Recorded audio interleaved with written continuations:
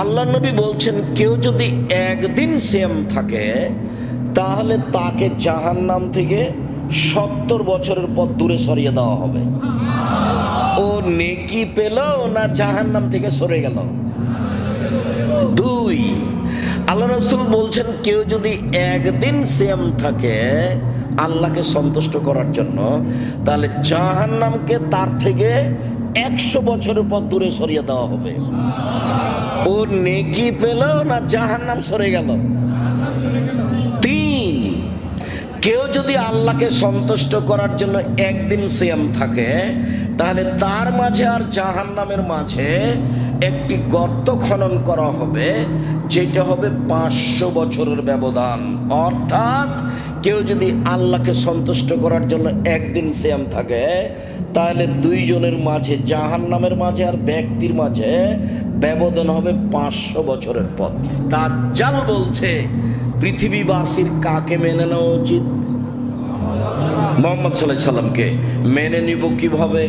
আসসালামু আলাইকুম, মুসাফা, 2 হাত দিয়ে পৃথক হওয়ার সাথে সাথে সব পাপ ক্ষমা, এ হলো সুন্নাত, এটা মানলাম। 2, এটা যদি থাকে মানব। 3, বুকে দিব, এটা যদি থাকে মানব। আর যদি এগুলো না থাকে তাহলে মুহাম্মদ সাল্লাল্লাহু আলাইহি সাল্লামকে মানা হলো না। সম্মানিত দিনী ভাই বোন, আজকে দেখাবো আপনাকে ইবাদতের জগতে ভিন্ন ধরনের ইবাদত, সিয়াম। যারা দাঁড়িয়ে আছেন আমি আবারও অনুরোধ জানাচ্ছি, এক খেয়ালে বসে থাকবেন।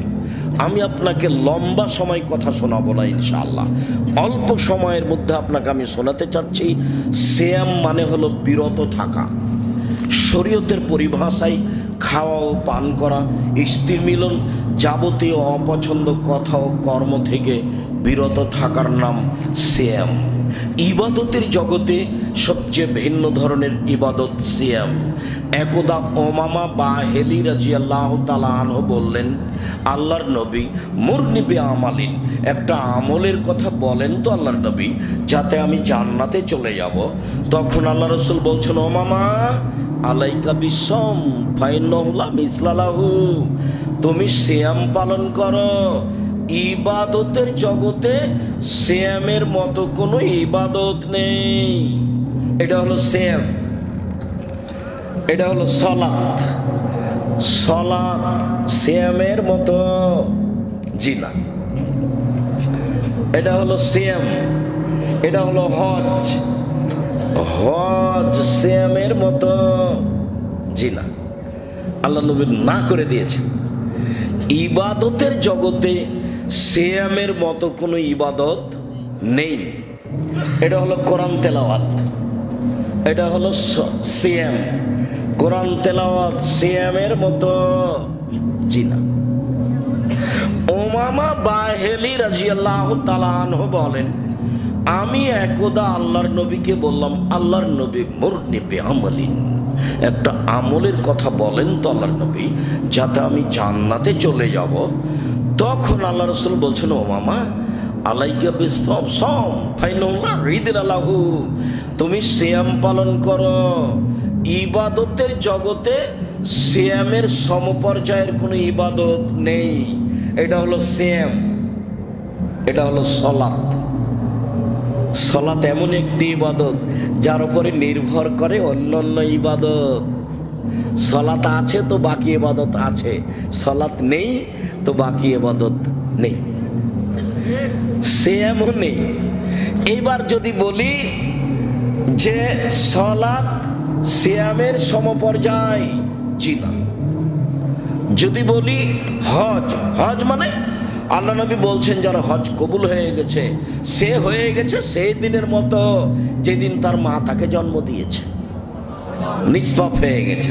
হজ হলো সিয়ামের সমপর্যায়ের, জি না। সিয়ামের সমপর্যায়ের ইবাদত পৃথিবীতে নেই। এইবার সিয়াম পালন করে কি নেকি হবে? সিয়াম পালন করে কি 2-4-5 নেকি হবে? এরকম কি অন্য সালাতে ইবাদতে নেকি হয়?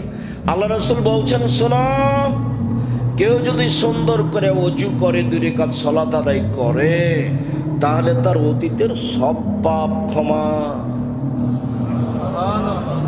তাহলে সালাতে নেকি হয়, পাপ মিটে যায়।